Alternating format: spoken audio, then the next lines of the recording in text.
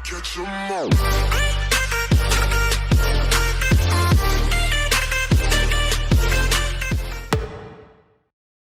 Episode की शुरुआत में रे को अब नया नाम और नई दुनिया में प्रवेश करके 6 साल हो गए थे। उधर ग्राहम के कंपनी में यूरोप के सबसे अमीर आदमी स्टेफन टिले अपने private high value bonds SLS company में सिक्योरिटी के लिए रखने आए थे। ग्राहम की कंपनी वर्ल्ड की number 1 security service provider company है। उसी कंपनी में रखे बॉन्ड्स को चुराने का प्लान रे बना रहा था। उस बॉन्ड्स की कीमत लगभग $700 करोड़ इतनी है। इसी प्लान को सक्सेस करने के लिए रे अपनी टीम बनाने निकल पड़ता है। वो पहले स्टैन से मिलता है जो उसके साथ जेल के सेल में पार्टनर था। स्टैन जेल से छूटने के बाद खुद की बेकरी शॉप खोला था। उसकी माँ हमेशा बीमार और पत्नी हमेशा गुस्से में रहती थी और साथ ही साथ उसका बैंक का कर्जा भी बढ़ रहा था। रे स्टैन से रॉबरी में मदद चाहता था, लेकिन स्टैन जेल के बाहर आने के बाद सब कुछ छोड़ दिया था। $700 करोड़ की रकम सुनने के बाद स्टैन काम के लिए मान जाता है। उसके बाद रे युवा से मिलता है। युवा सिक्योरिटी और बॉन्ड के डुप्लीकेट के लिए मान जाती है। रे को अब लॉकर खोलने के लिए और केमिकल बॉम्ब बनाने के लिए 2 बंदे चाहिए थे। इसलिए रे बॉब और जूडी से मिलता है। बॉब लॉकर खोलने में एक्सपर्ट था और जूडी केमिकल बॉम्ब बनाने में। जूडी स्टैन की गर्लफ्रेंड थी, लेकिन स्टैन को छोड़कर अब बॉब के साथ थी। आखिरी में रे गाड़ी की अच्छी समझ होने वाले बंदे से मिलता है। उसका नाम आरजे होता है। आरजे 12 साल से कार रेस करता था और उसको कार की अच्छी समझ थी। अब रे की सारी टीम तैयार हो गई थी। इस टीम में बॉब एक सनकी आदमी होता है। कोई चीज उसने आज तक जिंदगी में सीरियस नहीं ली थी। अब आगे की प्लान की प्रैक्टिस के लिए सामान लगने वाला था, लेकिन उस सामान का खर्चा लगभग $3 लाख था और वही खर्चा टीम के पास नहीं था। इसी पैसों के लिए रे और टीम डायमंड चुराने का प्लान बनाते हैं। न्यूयॉर्क शहर में 47 स्ट्रीट रोड सारे डायमंड के लिए फेमस थी। उसके लिए प्लानिंग के हिसाब से जूडी टीयर गैस बॉम्ब बनाती है। उसके बाद प्लानिंग के हिसाब से 47 स्ट्रीट रोड पर अपने अपने पोजीशन पर काम करते हैं। जूडी टीयर गैसेस को जगह जगह प्लांट करती है। थोड़ी देर में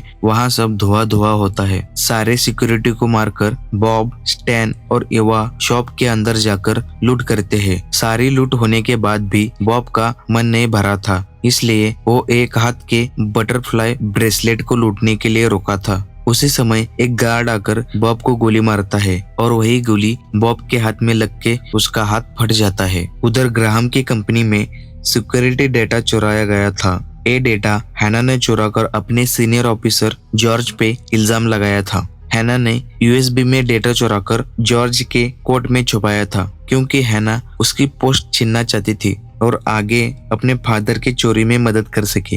हैना को रे अगली प्लानिंग समझाता है। हैना के पास अब ऑलमोस्ट ऑल एक्सेस आ चुके थे, सिवाय अलार्म और टेम्परेचर कंट्रोल के। वफादारी और विश्वास बेकार है। इस एपिसोड में बस इतना ही। अब देखते हैं चौथा एपिसोड।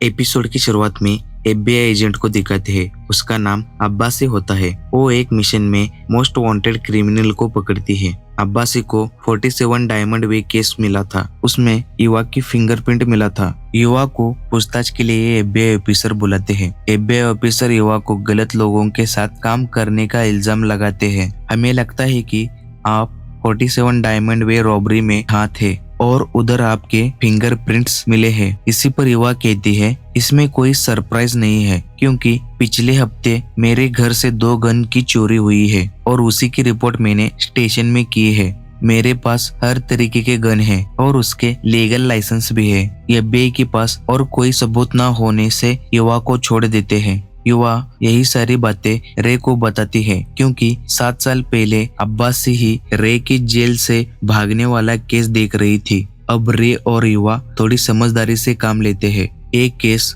अब्बासी से टेड को ट्रांसफर किया था, क्योंकि अब्बासी का युवा के साथ 7 साल पहले 36 का आंकड़ा होता है। अब्बासी को इस केस से दूर रहने का ऑर्डर देते हैं, लेकिन अब्बासी उनकी बात ना मानकर प्राइवेट इन्वेस्टिगेशन करने का प्लान बनाती है। युवा चुराए हुए डायमंड ब्लैक मार्केट में बेचने जाती है। उसी के साथ बॉब भी जाता है। डील $4 लाख में तय होती है। उस रकम से ट्रक केमिकल विस्फोट और टेक्निकल मटेरियल लाती है ताकि उससे चोरी की प्रैक्टिस कर सके। अगले प्लान के हिसाब से युवा ग्राहम के सिक्योरिटी ऑफिस SLS में जाकर एक हॉल किराए पर लेती है। उस ऑफिस में रे और उसकी टीम टेक्निकल सपोर्ट सेटअप बनाती है ताकि आगे रॉबरी के समय कोई दिक्कत न आए। टीम के पास SLS ऑफिस का ब्लूप्रिंट मैप नहीं था, इसलिए इलेक्ट्रिक सिस्टम से पूरा मैप निकालते हैं। SLS ऑफिस में सिर्फ एक ही वाटर सप्लाई पाइप जाती है। RJ उसी सप्लाई में ट्रैकर डाल देता है, उसी से सारे SLS ऑफिस की ई प्रिंट निकलती है। खास बात ये थी कि SLS का लॉकर उसी वाटर सप्लाई पाइप के नीचे था। अगले दिन अब्बासी प्राइवेट इन्वेस्टिगेशन करते करते युवा के घर के बाहर आती है। उधर बॉब को युवा से मिलते हुए अब्बासी देखती है। बॉब युवा से चोरी में ज्यादा हिस्सा मांगने आया था, लेकिन युवा उसे बेइज्जत करके भेजती है। अब्बासी वहां से निकलकर ऑफिस आती है और रे के टीम मेंबर की सारी कुंडली निकालती है। अब्बासी कहती है, मुझे लगता है कि रे भी जिंदा है, जिसकी 7 साल पहले मौत होने की खबर हमें मिली थी। बॉब एक क्रिमिनल है जो कई बार जेल जा चुका है। बॉब की गर्लफ्रेंड जूडी के पिताजी जाने माने केमिकल प्रोफेसर थे, उन्हीं से जूडी बॉम्ब बनाना सीखी थी। स्टैन जो जेल के सेल में पार्टनर था, वही भी इस केस में शामिल है, ऐसा दावा अब्बासी करती है। उधर एक नई प्रॉब्लम आई थी। अब्बासी ने युवा की मेड को किडनैप किया था। युवा की मेड एक इलीगल सिटीजन थी। युवा को उसी ने पाल पोस कर बड़ा किया था। अब्बासी युवा को बुलाकर सारी रॉबरी की प्लानिंग पूछती है। मुझे सारी रॉबरी की प्लानिंग बताओ, नहीं तो मैं मेड को फ्रांस भेज दूंगी, क्योंकि उधर उसका कोई भी नहीं है और वो अकेले ही उस देश में घूमती फिरती रहेगी। इस पर युवा अब्बासी की बात मानकर सारे प्लानिंग की अपडेट बताने को राजी होती है। इस एपिसोड में बस इतना ही और हमारे चैनल पर बचे 4 एपिसोड जल्द ही आएंगे। तब तक के लिए हमारे वीडियो को लाइक करें और सब्सक्राइब करके हमें सपोर्ट करें।